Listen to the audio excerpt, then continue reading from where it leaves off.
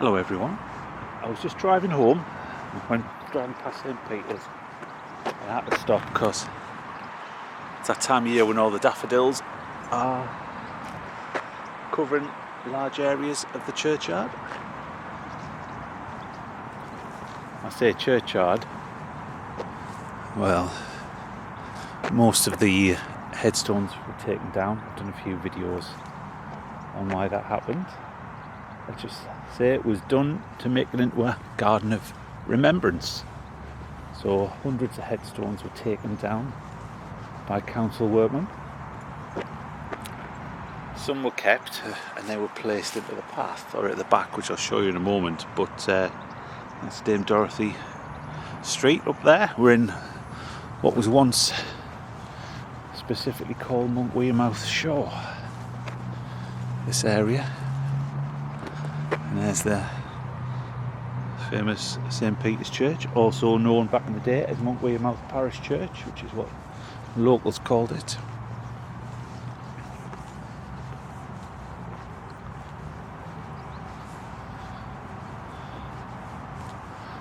As you can see, all those daffodils.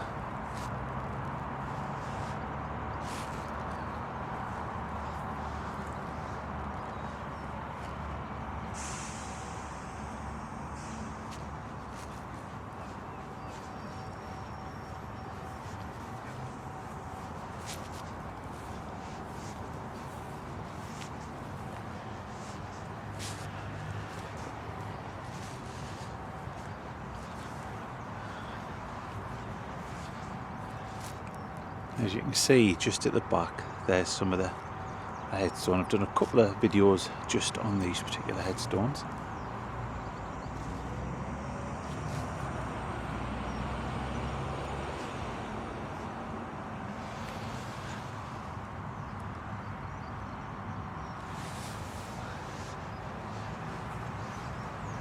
Sun's going down.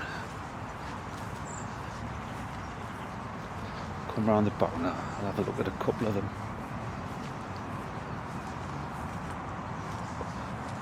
Sadly a bit of rubbish in here.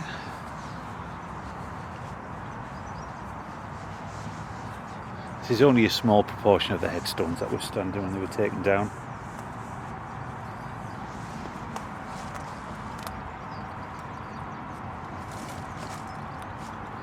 I'm looking through the camera screen and it's really clear, but with my eyes it isn't that good.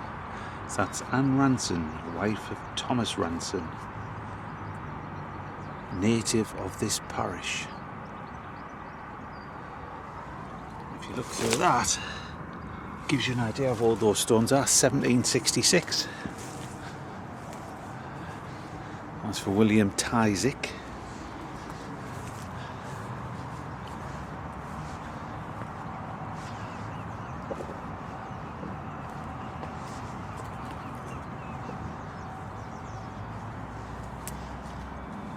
Another 1700s ones.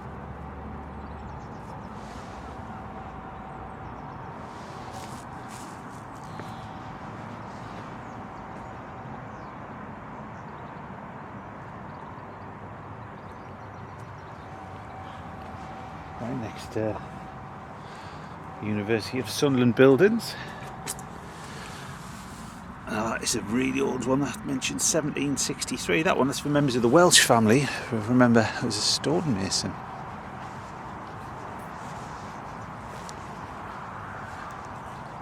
Now this is where the bulk of the headstones that were kept were.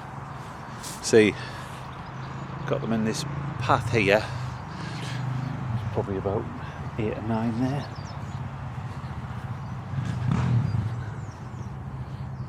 Obviously worn away with people standing on them, and then the rest of them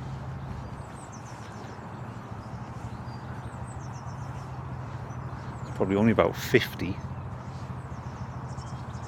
were laid down here and put up against the walls.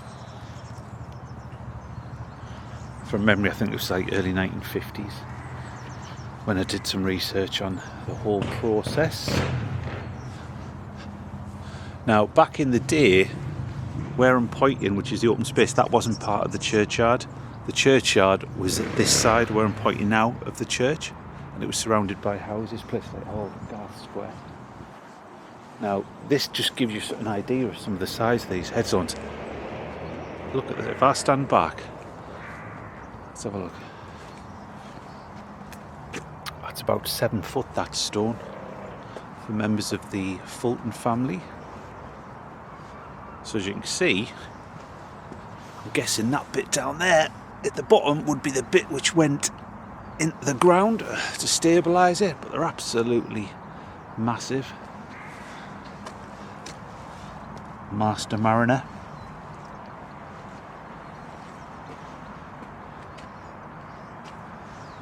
And then this one is a famous one. That was for a Prussian captain, surnamed Burkholz. He was murdered on the river by 2 of the crew, and his body was thrown in the weir. One of them was executed at Durham. But it's rare because it's two-sided. One side is in English and one side is in German. And it actually mentions who, see, if you look there, I think it's J.F. or E.L. Hurt and Müller. They were the 2 men who murdered them, so it actually names the murderers, which how often do you find a headstone like that? So if you turn it on the other side, it's in English. I think it was the crew who paid for that. But it was a famous murder case from, I think it was 1830s, 1839. Something along those lines.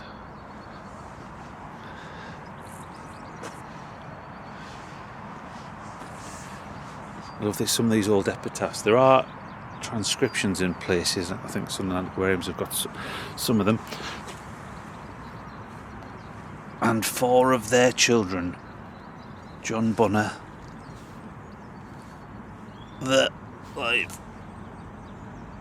it's hard to read that one. I can't bend down for that. But this one's got a massive epitaph here. See that? To the memory of Christopher Morgan, a father to the above Catherine Wake, late of Her Majesty's Victuallership Office, or was like an exciseman, Deptford, Kent, who departed this life August the 15th, 37, in the 79th year of his age. Honoured he was as a father, husband and friend. He died as he lived, looking unto Jesus, and carried to his grave the tears of survivors, mingled tears of sorrow and joy of sorrow, doesn't roll off the tongue, as he has left a blank in the circle of his children and friends of joy, because he has entered into his rest and received thy promised inheritance. It's a long one. All these stones here would have cost a fortune for the size of them. And that stonemason who had to chip away at them. There's another one which mentions 4 children. This is Monkwearmouth Shore, this area, which is stretched along from like the harbour up towards Wearmouth Bridge, and then Monkwearmouth is a bit closer to what is like Roker Avenue these days.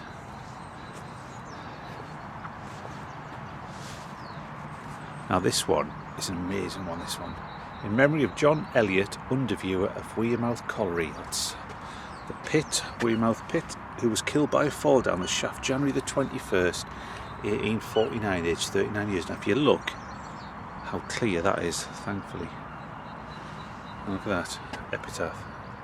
I don't have to get close from that. From the manner in which the deceased discharged the duty of his office, his kind and faithful conduct to those under his charge, the excellence of his private character, he acquired the esteem of all who knew him. This memorial has therefore been erected by a few friends as a record of his worth and of their feeling. And then the best of it's gone. Under view was like a colliery manager type job. There's different names across the northeast coalfields for that particular job. But he fell down the shaft. I think it was about 1,000 feet or something like that. And his body was mangled at the bottom when I read the newspaper article about it. But there's loads here. Members of the Ridley family. But as I said, if you have a look, you can imagine in 1950 how these would have been in really good nick. So that's the reason why these ones would have been selected to be placed here.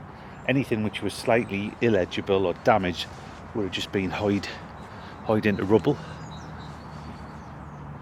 Like the ones with obelisks and columns, because you couldn't obviously place them against walls and so on. But if you look at this graveyard, many times the headstones were taken down and it was covered with extra earth so you could get more burials in, and lots of ballast was dumped around here.